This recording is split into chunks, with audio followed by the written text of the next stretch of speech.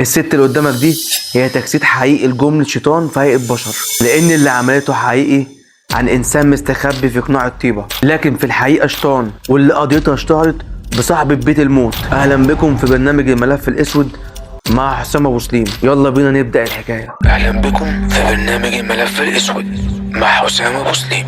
هتعرف معنا كل خبايا القضايا وكل الأسرار. الحكاية بقى بدأت سنة 1987 في أمريكا، وبالتحديد في ولاية كاليفورنيا، لما شخص اسمه الفريدو مونوتايا، وهو شخص عنده إعاقة جسدية وبيعاني من مرض الفصام. وبسبب حالته دي كانت معظم رعاة دار المسنين أو الرعايات الصحية كانوا بيرفضوا تماما ياخدوا حالة زي كده. وفي الوقت ده كان في واحدة ست مسؤولة عن الحالات اللي بتبقى زي كده، كانت بتدور للشخص ده على أي دار رعاية تستضيفه عندها، لحد ما لقت دار رعاية بتاعت واحدة اسمها دروسيا بويانتي. اللي قدامكم في الصورة دي هي دروسيا بويانتي، وهي كانت ست عجوزة. كانت ست طيبة جدا، وكانت فاتحة بيتها دار رعاية ودار مسنين، وكمان ما كانتش بتستقبل غير الحالات الحرجة والحالات الصعبة، زي حالة الشخص اللي اسمه الفريدو. فلما اتعرض عليها الشخص اللي اسمه الفريدو ده استقبلته فورا من غير اي كلام. مشيت الامور تماما، وكروتين الستة والاخصائية اللي ماسكة الحالات دي الطبيعي اللي هي بتيجي كل فترة بتطمن على الحالات اللي هي بعتتها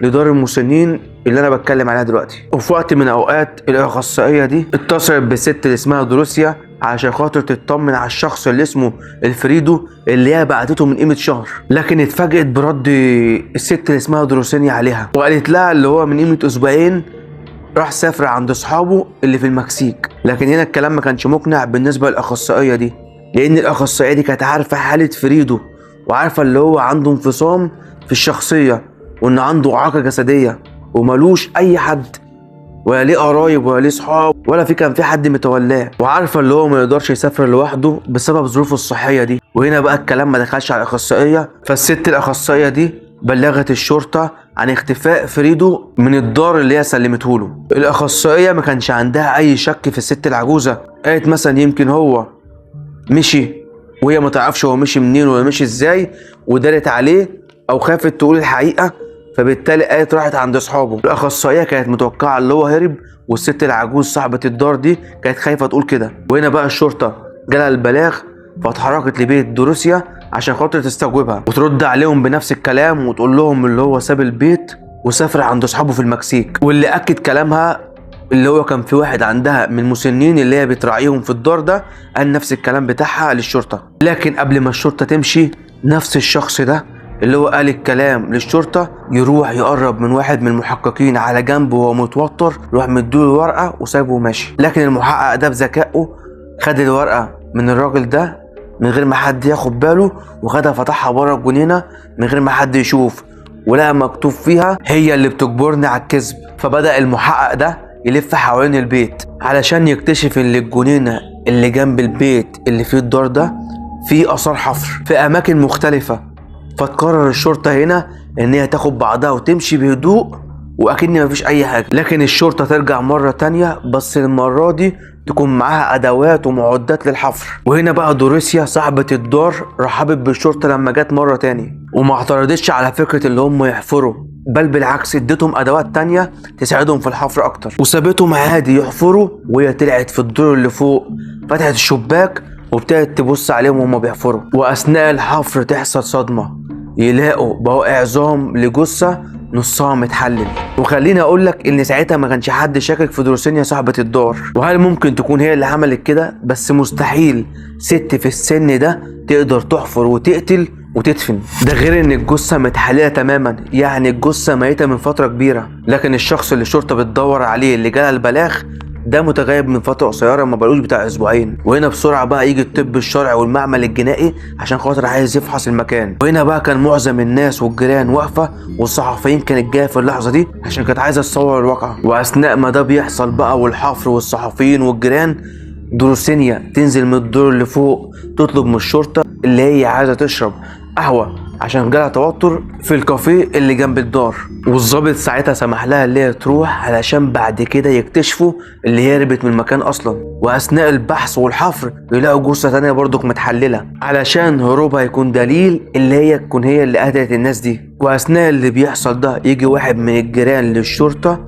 يقول لهم دروسينيا كانت بتطلب مني اللي انا احفر، بتطلب منه اللي هو يحفر لها في الجنينه بحجه يعني اللي هي دي بواقي وهدوم قديمه للناس اللي عندها المسنين والعيانين اللي بتحفرهم يعني عشان ما تلوثش المكان من بره. وبدا الشخص ده يشاور على الاماكن اللي دروسينيا كانت بتطلب منه اللي هو يحفر فيها، وشاور لهم على اكتر من بتاع 3 4 5 اماكن من اللي هو فحر فيهم. واثناء الحفر الشرطه استغربت وكل اللي واقفين من الجيران اتصدموا لانهم لقوا 5 جثث متحللين، ولقوا جثه في بدايتها وطلع الجثه دي هي الشخص اللي بيدوروا عليها اللي اسمه الفريدو، علشان تبقى دروسينيا متهمه رسميا في قتل الناس دي. وبعد اللي حصل زي ما احنا قلنا لكم اللي دروسينيا هربت من كاليفورنيا راحت لويس انجلوس، ووقتها الشرطه نشرت خبرها ورفعت الصور في الاعلام علشان لو حد اتعرف عليها. لحسن حظها واحد يشوفها في الشارع فيتعرف عليها ويكتشف اللي هي دي الست اللي الدنيا كانت مقلوبه عليها، ويروح بسرعه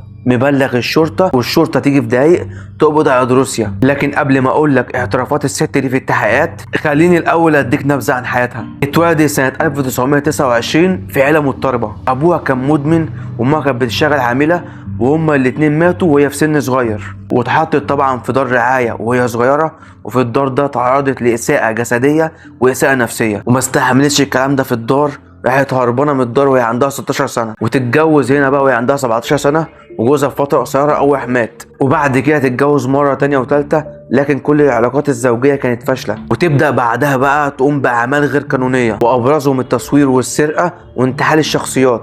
وخلينا نرجع للتحقيق. واول حاجه الشرطه اكتشفتها لدروسيا في قائمه مسجلين الخطر، وانها اتسجنت اكتر من مره بسبب الحاجات اللي احنا قلنا عليها، وفي الحقيقه انها مش فاتحه بيتها لمساعده المسنين زي ما كان واضح للناس، ودي كانت وسيله عشان تسرق ضماناتهم وتسرق معاشهم، وكانت هنا بقى قصدها اللي هي تستضيف حالات صعبه فقط، وده لان الناس دي ما كانش ليهم حد يسأل عليهم، وكمان علشان خاطر لما تخلص عليهم محدش يحس باختفائهم. اما الصدمة الحقيقية بقى اللي دروسيا كانت بتظهر قدام الناس اللي هي ست عجوزة عندها 75 سنة، بس الاغرب بقى اللي هي كانت بتجيب صبغة تصبغ بيها شعرها ابيض، وكانت ساعات بتعمل تجاعيدات كده في وشها، وكانت بتلبس نظارات مدورة وكبيرة عشان خاطر تبان اللي هي عجوزة، وكانت بتغير في نبرة صوتها. لكن بقى الحقيقة اللي انا هصدمكم بيها اللي طلع عندها 59 سنة، والغريب بقى واللي حير الشرطة اكتر اللي كل الجثث اللي هم لقوها عندها كانت كلها من غير راس، وطلعوا اكتر من 15 جثة، مش واحدة ولا 2 ولا 4، ده 15 جثة. وكانت بتعمل كده علشان خاطر لو كان حد اكتشف الجثة كان يبقى صعب عليه الامر اللي هو يتعرف عن الجثة. بس الغريب بقى واللي هيجنننا شخصيا اللي الست دي كانت ازاي لوحدها كده بتعمل كل ده. وكان من قرايتي انا للمصادر الصحفية اللي كاتبة عنها اللي الست دي كانت نحيفة جدا، يعني كانت رفيعة، فازاي تعمل الجرائم دي كلها لوحدها؟ دي يعتبر بمفردها هي عصابة كاملة.